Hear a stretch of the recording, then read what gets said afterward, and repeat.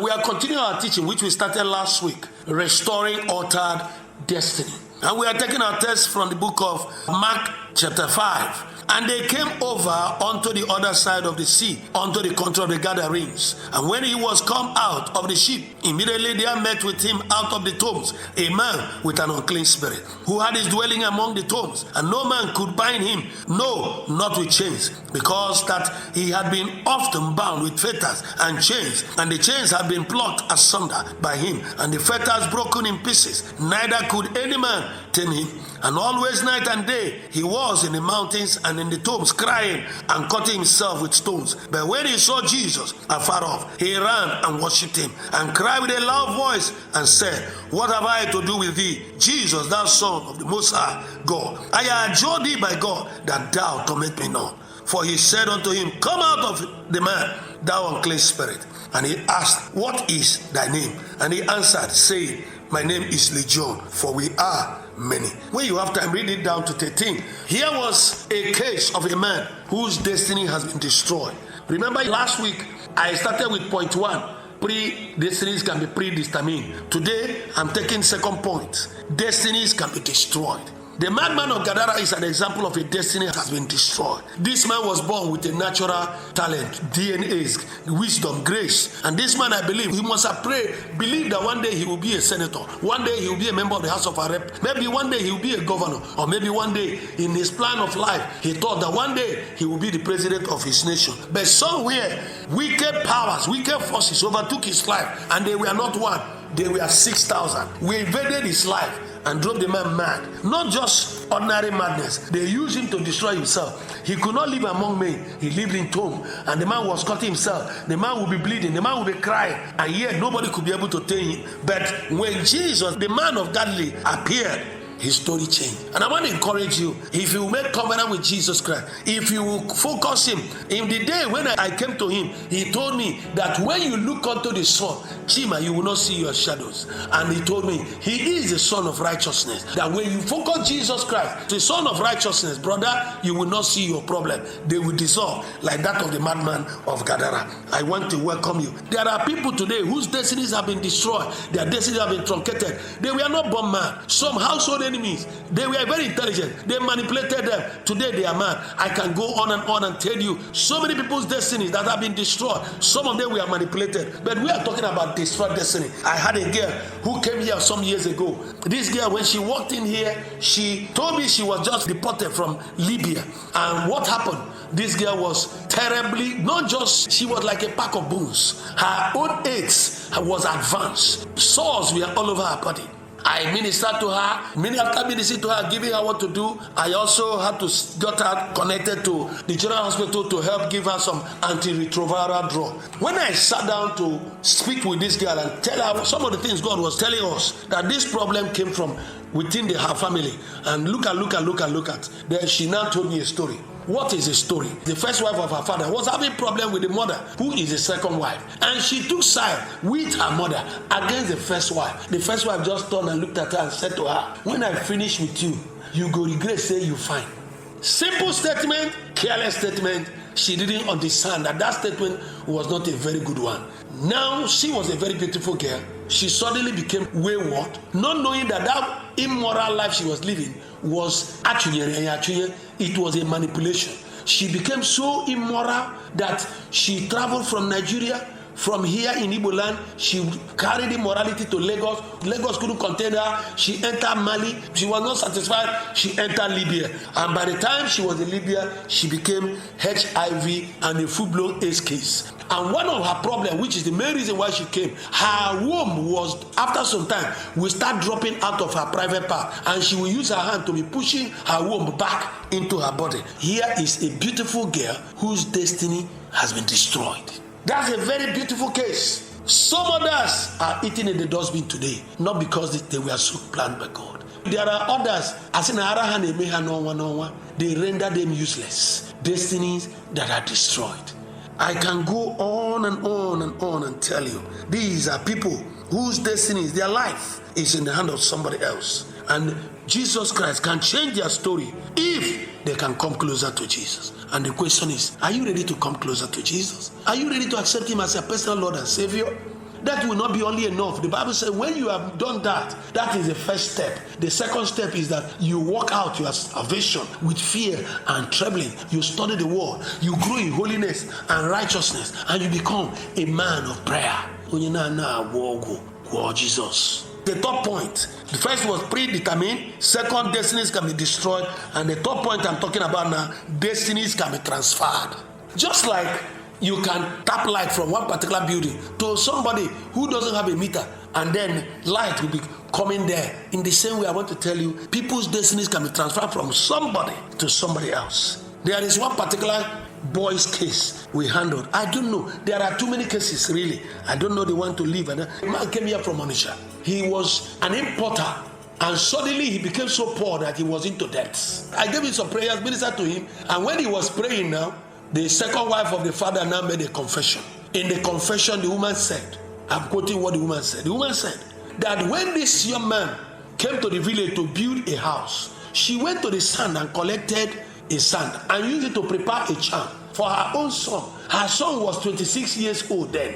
By the time this confession was coming, that her son has become an importer, become so rich that he herself has come to the village. While this man has son and has not built, this boy has now built and finished a duplex in the village, did terrazzo. That was the time they were using terrazzo, not now we are using tiles. While this young man had gone down, what happened? The destiny of the other man was collected from that son and manipulated and handed over to the 26-year-old boy. And this young man went. You know, there are a lot of people suffering today without knowing what happened to them, because they don't have time for God. I want to tell you, if you don't have time to God, you have time for Satan. Listen to me, create time for Jesus, I beg you, in the name of the Lord. Create time for him, and you will never regret it. I have a case here in Awka.